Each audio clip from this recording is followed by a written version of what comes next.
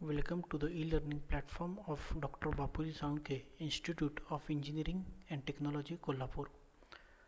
Today we are going to see the subject Railway and Bridge Engineering. Under this subject we are going to study the first chapter, that is Tunnel Engineering. First we have to see what is the syllabus of Railway and Bridge Engineering. The unit 1 is Basics of Railway Engineering. Unit 2 is Track Geometrics, Construction and Maintenance. Unit 3 is Overview of Bridge Engineering. Unit 4 Construction and Maintenance of Bridge, and Unit 5 Construction and Maintenance of Tunnel. So at the beginning of this syllabus we are going to see the unit number 5, that is Construction and Maintenance of Tunnels. First we will see what is the tunnel engineering. It is the branch of civil engineering which deals with the design, construction and maintenance of tunnels. The tunnels are the underground passages which are constructed without removing the ground surface are known as tunnels. जसं आपणास माहीत आहे की टनेलला आपण मराठीमध्ये बोगदा असं म्हणतो. तर टनेल इंजिनिअरिंग या सब्जेक्टमध्ये आपण जो टनेल्स असतात ज्याला आपण बोगदा म्हणतो त्याचं डिझाईन कसं करायचं, त्याचं कन्स्ट्रक्शन कसं करायचं, त्याशिवाय त्याचं कन्स्ट्रक्शन झाल्यानंतर त्याचा मेंटेनन्स कसा बघितला जातो हे आपण बघणार आहोत. युजेस ऑफ टनेल्स म्हणजे टनेल्स कशासाठी यूज केले जातात. First, it is use for transportation of main material and goods. जे मनुष्यबळ असतं, त्याशिवाय जे मटेरियल लागतात, त्याशिवाय वेगळे जे गुड्स असतात त्याच्या ट्रान्सपोर्टेशनसाठी टनेल्सचा यूज केला जातो. It is also use for transportation of oil, gas and sewage. जे ऑइलच्या ट्रान्सपोर्टेशनसाठी, त्याशिवाय गॅस आणि सिवेज म्हणजे आपले जे सांडपाणी असतं त्याचंसुद्धा ट्रान्सपोर्टेशन करण्यासाठी टनेल्सचा वापर केला जातो. It is use for conduction of water to generate power in hydro power plants. जसं आपल्याकडे राधानगरी डॅम आहे, त्या राधानगरी डॅमपासून काय केलं जातं, आपल्याकडं विद्युत निर्मिती केली जाते. तर त्यासाठी जे वॉटरचं ट्रान्सपोर्टेशन केलं जातं मोठ्या मोठ्या पाईप्समधून, तर त्यासाठी सुद्धा काय केलं जातं, तर टनेल्सचा वापर केला जातो. म्हणजे आपण हायड्रो पॉवर प्लांट्समध्ये जे इलेक्ट्रिसिटी जनरेशन केलं जातं त्यासाठी सुद्धा टनेल्स यूज केले जातात. It is use to provide access for mining work. तर मायनिंग वर्क म्हणजे खाणकाम, जमिनीच्या कितीतरी मीटर खाली हे खाणकाम केलं जातं, त्यातून वेगवेगळी खनिजे बाहेर काढले जातात. तर त्यासाठी सुद्धा तिथे पोहोचण्यासाठी, त्या पॉईंटला रीच होण्यासाठी सुद्धा टनेल्सचा वापर केला जातो. Necessity of tunnels. Necessity of tunnels म्हणजे काय, तर टनेल्सची गरज का आहे. The first one is when the terminal stations are separated by mountains, these stations are connected by the shortest road. Suppose दोन स्टेशन्स असतील, कोल्हापूर आहे आणि सातारा आहे, त्यामध्ये समजा एखादा मोठा हिली रिजन असेल, तर हे दोन स्टेशन्स एकमेकाला कनेक्ट करण्यासाठी शॉर्टेस्ट रूट म्हणून काय केलं जातं, तर टनेलचं कन्स्ट्रक्शन केलं जातं. When there is necessity of conduction of water for the generation of power. जसं मी मागाशी सांगितलं त्या पद्धतीनं इलेक्ट्रिसिटी जनरेशनसाठी हायड्रो पॉवर प्लांटमध्ये टनेल्सचा यूज केला जातो. When acquisition of valuable land and properties is to be awarded for railway and road projects. बऱ्याच वेळेला ज्यावेळी प्रोजेक्ट फायनल केला जातो त्यावेळी त्या रोडचा किंवा रेल्वेचा जो काही ट्रॅक असतो तो कुठल्या तरी एका व्हॅल्युएबल लँडमधून तो जात असतो, म्हणजे तिथून तो पास होत असतो. तर त्याचं ॲक्विजिशन होणं पॉसिबल नसतं, म्हणजे त्याचं हस्तांतरण जे काय आहे ते होणं पॉसिबल नसतं. तर त्यासाठी काय केलं जातं की विदाऊट डिस्टर्बिंग दॅट लँड, त्याच्या खालच्या बाजूने टनेलचं कन्स्ट्रक्शन केलं जातं की जेणेकरून त्यामधून व्हेकल्स पास होतील किंवा त्यामधून रेल्वेसुद्धा इझिली पास होऊ शकेल. When the route of railway track or road at high altitude is to be protected from blockages due to landslides or snowfall. म्हणजे बऱ्याच वेळेला हिली रिजनमध्ये, माउंटन एरियामध्ये स्नोफॉलमुळं रोड्स ब्लॉक होण्याची शक्यता असते. त्याशिवाय लँडस्लाइड्स म्हणजे दरड कोसळतात. तर ते अवॉइड करण्यासाठी तो जो माउंटन आहे त्यामधून काय केलं जातं, त्या टनेलचं कन्स्ट्रक्शन केलं जातं की जेणेकरून त्या रोडचं ब्लॉकेजेस आपण अवॉइड करू शकतो. Last one is when there is necessity to carry public amenities like water, oil, gas across a mountain. ज्या बेसिक ॲम्युनिटीज असतात जसं की वॉटर ट्रान्सपोर्टेशन आपल्याला करायचं असेल, एखादा समजा लेक असेल किंवा एखादा डॅम असेल, तिथून आपल्याला मध्ये माउंटन एरिया असेल, हिली रिजन असेल, त्यातून पलीकडे जी काही एखादी सिटी असेल त्या ठिकाणी आपल्याला वॉटरचं ट्रान्सपोर्टेशन करायचं असेल किंवा त्याचं कंडक्शन करायचं असेल किंवा ऑइलचं ट्रान्सपोर्टेशन करायचं असेल, गॅसचं ट्रान्सपोर्टेशन करायचं असेल एखाद्या माउंटनच्या अक्रॉस, तर त्या सिच्युएशनला काय केलं जातं, टनेलचं कन्स्ट्रक्शन हे केलं जातं. तर डिसॲडव्हान्टेजेस ऑफ टनेल्स. तर टनेल्सचे कन्स्ट्रक्शन करताना डिसॲडव्हान्टेजेस काय काय असतात, तर पहिलं म्हणजे special equipments are required for the construction of tunnels. हे construction of tunnel is not a very easy thing. त्यासाठी भरपूर आपल्याला इक्विपमेंट्सची गरज असते. त्यासाठी स्पेशल इक्विपमेंट्स लागतं की जे फक्त टनेलिंगच्या कामासाठीच काय केले जातात, यूज केले जातात. त्यानंतर second is a skill labour and supervision in their various operations are required. जे स्किल लेबरची गरज असते की ज्यांचा एक्सपिरियन्स हा फक्त टनेलिंग वर्कमध्येच आहे. टनेलिंग म्हणजे काय, तर कन्स्ट्रक्शन ऑफ टनेल, त्याला टनेलिंग असं म्हणतात. त्याशिवाय सुपरवायझर आपल्याला स्किल लागतात, कारण की हे टनेल कन्स्ट्रक्शनचं वर्क हे थोडं रिस्की असतं. त्यामुळे त्याला आपल्याला स्किल लेबर्स आणि सुपरवायझरची गरज असते. Third one is it is costlier as compare to the other methods. म्हणजे cost of tunnel is very high.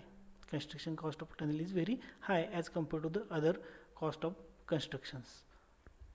Fourth one is it needs more time for their construction and completion as compared to building construction. एखाद्या टनेलच्या construction करण्यासाठी आपल्याला भरपूर वेळ लागतो, त्यासाठी लागणारा खर्च पण जास्त असतो. त्यामुळे त्याचं कन्स्ट्रक्शन करण्यासाठी हा लागणारा वेळ हा बाकीच्या कन्स्ट्रक्शनपेक्षा जास्त असतो. हे झाले टनेलचे डिसॲडव्हान्टेजेस. तर क्लासिफिकेशन ऑफ टनेल्स. जे टनेल्स जे काय असतात त्याचं क्लासिफिकेशन केलं जातं. तर हे जे क्लासिफिकेशन आहे ते 3 पद्धतीने केलं जातं. म्हणजे त्याला 3 ग्रुप्समध्ये डिवाईड केलं जातं. ठीक आहे. तर त्यातलं पहिलं आहे ते purpose of tunnel. Purpose of tunnel म्हणजे काय, तर कुठल्या कारणासाठी आपण ते टनेल कन्स्ट्रक्शन करणार आहे. What is the purpose of tunnel. ठीक आहे. Second is the type of material. म्हणजे कुठल्या टाईपच्या मटेरियलमधून हा टनेल पास होणार आहे. and third is the position of alignment. Alignment म्हणजे काय, that is the center line of that tunnel is called as a alignment. The first one is classification according to the purpose. तर यामध्ये पहिले जे असतात ते म्हणजे ट्रॅफिक टनेल्स. म्हणजे these tunnels are mainly used for the traffic purpose. First one is the railway tunnels, second one is the highway tunnels. आता railway टनेल्समधून railways सगळ्या पास होणार आहेत. हायवे टनेल्स हे ट्रॅफिकच्या मुवमेंटसाठी यूज केले जातात. नेव्हिगेशन टनेल्स म्हणजे C वॉटरमधून जे ट्रान्सपोर्टेशन करताना काही वेळेला मध्ये एखादा आयलंड असेल तर त्यातून सुद्धा आपल्याला टनेलचं कन्स्ट्रक्शन केलं जातं की जेणेकरून तो जो रूट आहे तो शॉर्टेस्ट होईल आणि इझी आपण काय करू शकतो, ते 2 स्टेशन्स आहेत ते कनेक्ट करू शकतो. Last one is the pedestrian tunnels. Pedestrian tunnels म्हणजे बऱ्याच वेळेला हायवेला रोड क्रॉस करण्यासाठी जे चालत जाणारे लोक असतात त्याच्यासाठी एक बॉक्स टाईपचं टनेल कन्स्ट्रक्शन केलेलं असतं बघा, की जेणेकरून आपण त्या ट्रॅफिकमधून रोड पास करण्याऐवजी त्या टनेलमधून आपण इझिली रोड क्रॉस करू शकतो. ठीक आहे. तर त्याला पेडेस्ट्रियन टनेल्स असं म्हणलं. Second is conveyance tunnels. Conveyance tunnels म्हणजे काय, तर कुठल्या पर्पजसाठी तो टनेल यूज केला जाणार आहे. तर तो वॉटर सप्लायसाठी यूज करणार असेल तर त्याला वॉटर सप्लाय टनेल्स असं म्हणतात. जर का इलेक्ट्रिसिटी जनरेशनसाठी त्याचा यूज करणार असेल तर त्याला हायड्रो पॉवर टनेल्स असं म्हणतात. जर का शहरातील सांडपाणी, मुंबईसारख्या शहरात काय केलं जातं की तयार झालेलं सांडपाणी हे या टनेल्समधून मुंबईच्या बाहेरच्या बाजूला सोडलं जातं. तर that is called sewage tunnels. Last one is a tunnels for industrial use. म्हणजे इंडस्ट्रीमध्ये जे टनेल्स यूज केले जातात ज्यामध्ये रॉ मटेरियल एका पॉईंटपासून दुसऱ्या स्टेशनला ट्रान्सफर केलं जातं, तर त्या टनेल्सचं आपण टनेल्स फॉर इंडस्ट्रियल यूज असं आपण म्हणतो. The second classification is according to the type of material. म्हणजे कुठल्या टाईपच्या मटेरियलमधून आपण हा टनेल कन्स्ट्रक्ट करणार आहे. म्हणजे तिथे सॉईल कोणती आहे, तिथला स्ट्राटा कोणता आहे, त्यावरून काय केलं जातं, याचं क्लासिफिकेशन केलं जातं. The first one is the tunnels in the hard rock. म्हणजे जर का ज्या माउंटनमधून किंवा हिली एरियामधून आपण टनेलचं कन्स्ट्रक्शन करणार आहे तिथे जी सॉईल आहे ती जर का हार्ड रॉक असेल तर त्याला आपण tunnels in the hard rock असं म्हणतो. तिथला स्ट्राटा जर का सॉफ्ट असेल तर त्याला आपण tunnels in the soft rock असं म्हणतो. जर का तिथे अगदी रेतीसारखा भाग असेल तर त्या ठिकाणी आपण त्याला टनेल्स इन वीक सँड असं म्हणतो. आणि काही काही वेळेला काय केलं जातं तर टनेल्स हा पूर्ण ओपनली कट केला जातो, ठीक आहे, तर त्याला आपण ओपन कट टनेल्स असं म्हणतो.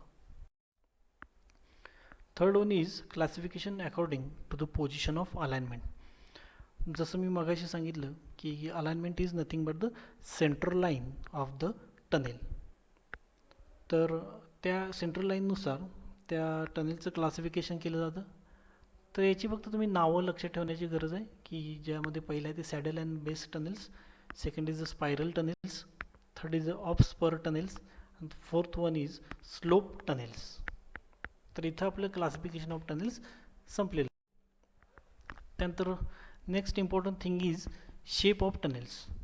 आता शेप ऑफ टनेल्स म्हणजे काय असतं तर it is the sectional profile of the tunnel which represents shape of tunnels. म्हणजे तुम्ही ज्यावेळी टनेलमध्ये एंट्री करताना टनेल्सची जे काही ओपनिंग आपल्याला दिसतं बाबा, तर ते जे ओपनिंग असतं त्याला आपण शेप ऑफ टनेल असं म्हणतो. काही काही वेळेला ते सर्क्युलर असतं, काही काही वेळेला ते डी शेपमध्ये असतं, ठीक आहे.